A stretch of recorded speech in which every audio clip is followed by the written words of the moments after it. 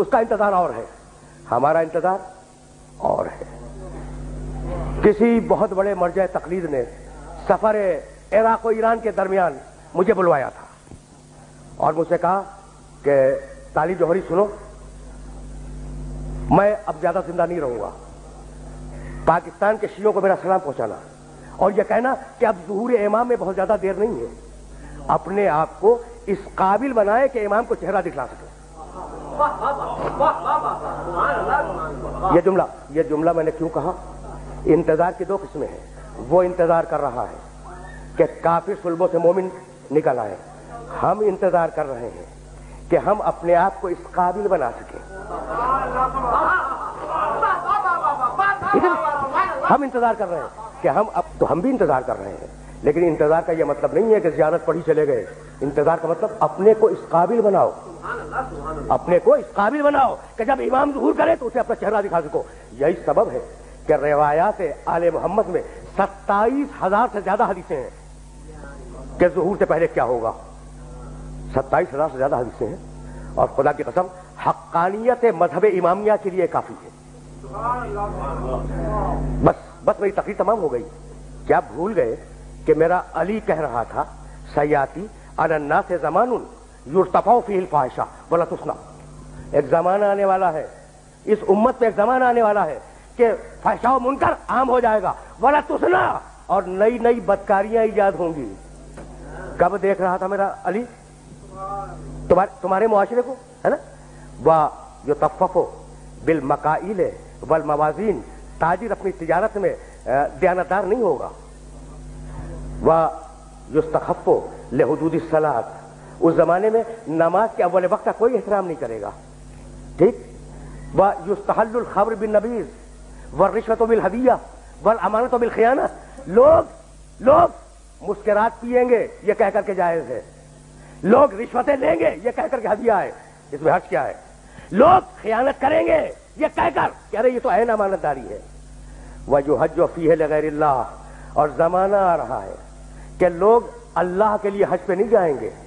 الاغنیاء للنزهة، سرمایہ دار جائے گا تفریح کے لیے، والاوساط للتجارہ، متوسط لوگ جائیں گے تجارت کے لیے، والفقراء للمسنہ، اور غریب جائے گا مانگ کے کھانے کے لیے۔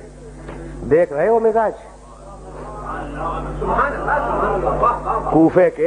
کوفے کے منبر سے میرے علی نے 1000 سال پہلے کہا، آج ہو رہا ہے یا نہیں؟ اور آواز دی میرے علی نے، اذا ضیعت امت محمد علی مصطفیٰ الصلوات، سنو میرے بیٹے مہدی کا ظہور اس وقت ہوگا جب رسول کی امت نماز کو ضائع کر دے گی۔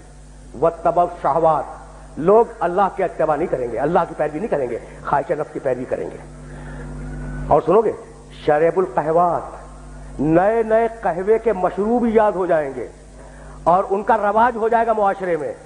اور سنو گے واستشعروا شتم الآباء والامہات، اور لوگ بات چیت میں ماں کی اور باپ کی گالیاں دیا کریں گے۔ فحینئذ، علی بول رہا ہے، بس تقریر تمام ہو گئی۔ فحینئذ عُوسِرَتِ السَّمَاوَاتُ، یہ وہ زمانہ ہوگا جب آسمانوں کی طرف لوگوں کی توجہ ہوگی اور لوگ آسمانوں میں جانے لگیں گے۔ وَيَكُونُ الْمَطَرُ غَيْظًا وَالْوَلَدُ غَيْظًا، اس زمانے میں بارشیں رک جائیں گی اور اولاد بدتمیز ہو جائے گی۔ فَإِذَا كَانَ ذَلِكَ الزَّمَانُ، جب ایسا زمانہ آ جائے، فَيَكُونُ السَّنَةُ كَالشَّهْرِ وَالشَّهْرُ كَالْأُسْبُوعِ وَالْأُسْبُوعُ كَالْيَوْمِ۔ دیکھو علی کے علاوہ خدا کی قسم کوئی نہیں کہہ سکتا تھا جب ایسا زمانہ آ جائے کہ لوگ آسمانوں کی طرف جانے لگے، جب ایسا زمانہ آ جائے کہ لوگ آسمانوں کی طرف جانے لگے تو اس زمانے میں 1 سال 1 مہینے کے برابر چھوٹا ہو جائے گا، اور مہینہ ہفتے کے برابر ہو جائے گا، اور ہفتہ دن کے برابر ہو جائے گا، اور دن گھنٹے کے برابر ہو جائے گا۔ کیا کثرت اشغال نے تمہارے وقتوں پر وہ پابندیاں نہیں لگا دی؟ کیا احساس نہیں ہے کہ سال کتنی جلدی آیا اور کتنی جلدی گزر گیا؟ بھائی بہت توجہ رکھنا، اس لیے کہ علی کا پیغام ہے اور اپنے سننے والوں تک پہنچانا چاہ رہا ہوں۔ اس کے بعد فرمانے لگے فَإِذَا كَانَ ذَلِكَ الزَّمَانُ تُعْظَمُ الْأَهِلَّةُ، جب وہ زمانہ آ جائے تو رویت ہلال میں بڑے اختلاف ہوں گے، کوئی کہے گا پہلی کا چاند ہے، کوئی کہے گا دوسری کا چاند ہے۔ بس بھائی علی بول رہے ہیں، علی علی بول رہے ہیں. اور اس کے بعد آواز دی نساؤہم کاسیاتن عاریاتن متبرجاتن فی جہنم خالدات. اس زمانے کی خواتین لباس میں ہوں گی مگر لباس کے بغیر ہوں گی. خدا کی قسم علی کے علاوہ کوئی نہیں کہہ سکتا تھا. علی کے علاوہ کوئی نہیں کہہ سکتا تھا. اور سنو یاتون علی المیائر. اور اس زمانے کے مرد جب مسجدوں پہ آیا کریں گے تو تیز گھومتے ہوئے پہیے کی سواری پہ سوار ہو کے آیا کریں گے. دیکھ رہے ہو علی کی نگاہ کہاں تک دیکھ رہی ہے. اور بتاؤں فَإِذَا كَانَ ذَلِكَ الزَّمَانُ فَإِذَا قَدُرَ بَاتَ عَلَى طُهْرٍ. اگر تم اس زمانے میں باقی رہو تو اپنی کوئی رات طہارت کے بغیر نہ گزارو. بس بس بس میرے دوستو میری تقریر تمام ہو گئی. اگر اس زمانے میں باقی رہو تو اپنی کوئی رات طہارت کے بغیر نہ گزارو. اس لیے کہ اصبح سالمن و یمسی دفینا. وہ زمانہ ایسا زمانہ ہوگا کہ صبح کو ملو گے انسان صحیح و سالم ملے گا, شام کو خبر گیری کرو گے معلوم ہوگا دفن ہو گیا, اور شام کو اس سے ملو گے صحیح و سالم ملو گے. جب صبح کو پوچھو گے معلوم ہوگا کہ وہ دفن ہو گیا. وَأَسْتُكُمْ إِنِ اتَّعَسْتُمْ. بھائی سننا, میری تقریر آخری مرحلے میں داخل ہو گئی. علی کہہ رہے ہیں میں نے نصیحت کی اگر نصیحت کو قبول کرو, میں نے واز کیا اگر واز کو قبول کرو, میں نے تمہیں مستقبل بتلا دیا اگر مستقبل جاننا چاہو تو بھائی ہم اگلے دن کی بات نہیں بتا سکتے, اور علی 1000 سال بعد کی بات بتا رہا ہے. تو جب تم علی جیسے نہیں بن سکتے تو نبی جیسے کیسے بن جاؤ گے؟ بس بس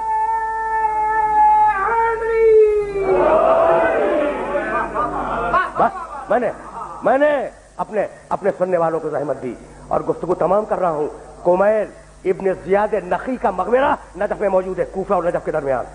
یہ میرے آخری جملے ہیں اور اب میں نے اپنی تقریر ختم کی. کمیل کا مقبرہ کہاں ہے؟ نجف اور کوفہ کے درمیان, محلہ کمیل اس کا نام بھی ہے. اچھا, ایک دن علی کمیل کے ساتھ گھوم رہے تھے اس علاقے میں. کہا کمیل تمہیں ایک راز کی بات بتاؤں؟ کہا امیر المومنین بتلائیں, مولا بتلائیں. کہا سنو کمیل یہاں تم دفن ہو جاؤ گے. دیکھو میرا علی کہہ رہا ہے یہاں تم دفن ہو جاؤ گے. کہا مولا یہ جگہ تو آپ کی قبر سے بہت دور ہے. کہا مت گھبراؤ کمیل, ایک دن یہ قبر میری قبر سے نزدیک ہو جائے گی. کہا مولا یہ کیسے ممکن ہے, کیا جائے گی؟ کہا نہیں, تمہاری قبر اور میری قبر کے درمیان تبنا قصور, بڑے بڑے محلات بنیں گے, عالیشان فرش ڈالے جائیں گے, بڑے عجیب و غریب پردے ہوں گے. وفی کل بیت مرآت, اور ہر گھر میں ایک شیشہ لگا ہوا ہوگا. ینظر فیہا القریب والبعید, اور اس شیشے میں دور اور نزدیک کی چیزیں نظر آئیں گی.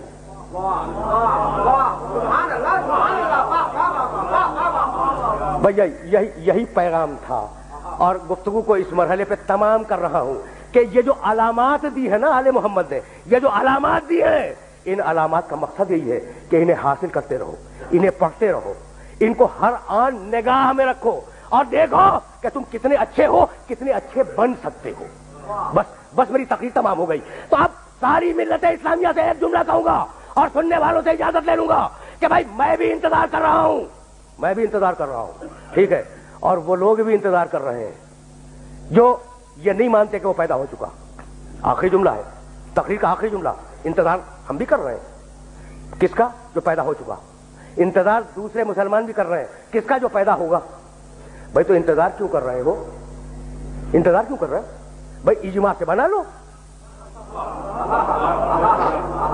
بس تقریر تمام ہو گئی. اب مجھے کچھ نہیں کہنا, یہ میری تقریر کا آخری جملہ ہے. بھائی انتظار میں ہم بھی ہیں, لیکن ہماری مجبوری ہے کہ نس مل چکی ہے کہ وہ آئے گا, لیکن تمہاری تو مجبوری نہیں ہے.